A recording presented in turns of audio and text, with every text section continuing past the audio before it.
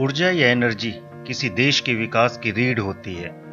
खाना पकाने, पानी की सप्लाई, कृषि, परिवहन और दूसरी जरूरत की चीजों को मुहैया कराने में ऊर्जा महत्वपूर्ण भूमिका निभाती है। भारत अपनी ऊर्जा आवश्यकताओं को पूरा करने के लिए विदेशों पर निर्भर है।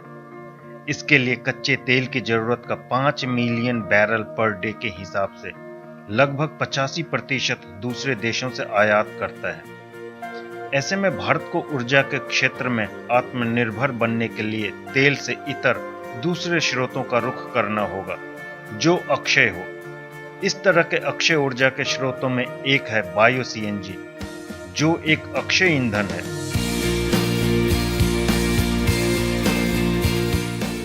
यह बायोगैस को रिफाइन करके प्राप्त किया जाता है।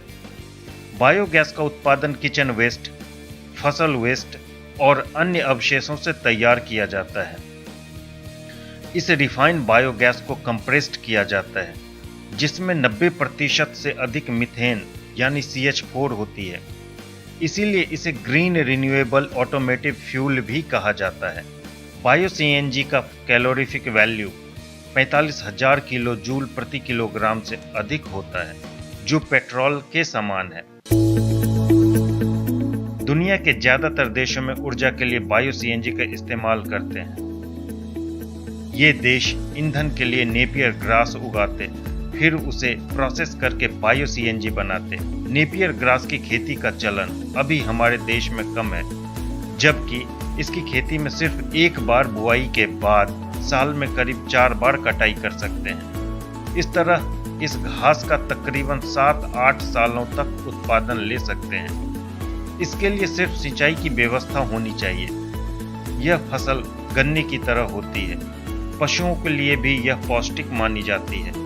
पशुपालक इसे पशु आहार के रूप में भी उपयोग कर सकते हैं। एक्सपर्ट का मानना है कि नेपियर ग्रास से जमीन की उर्वरा शक्ति बढ़ती है, साथ ही ग्राउंड वाटर लेवल भी दुरुस्त होता है। इस घास से किसानों को सालाना 2 से 2.5 लाख प्रति एकड़ की कमाई हो सकती है। गोवा के पूर्व मुख्यमंत्री तथा पूर्व केंद्रीय मंत्री स्वर्गीय मनोहर पर्रिकर ने भी बायो सीएनजी के उत्पादन और इसके इस्तेमाल के लिए लोगों से आह्वान किया था। वर्तमान में केंद्रीय सड़क एवं परिवहन मंत्री श्री नितिन गडकरी भी इसके उत्पादन और उपयोग पर गंभीरता से ध्यान दे रहे हैं।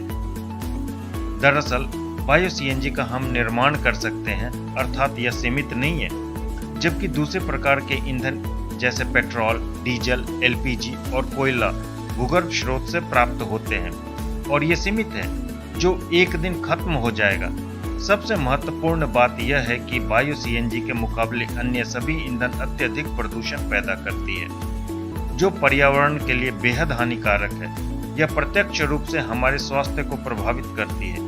इसलिए यह हमारी जिम्मेदारी बनती है कि हम ग्रीन रिन्यूएबल फ्यूल का इस्तेमाल करें, साथ ही दूसरों को भी ऐसा करने के लिए प्रेरित करें।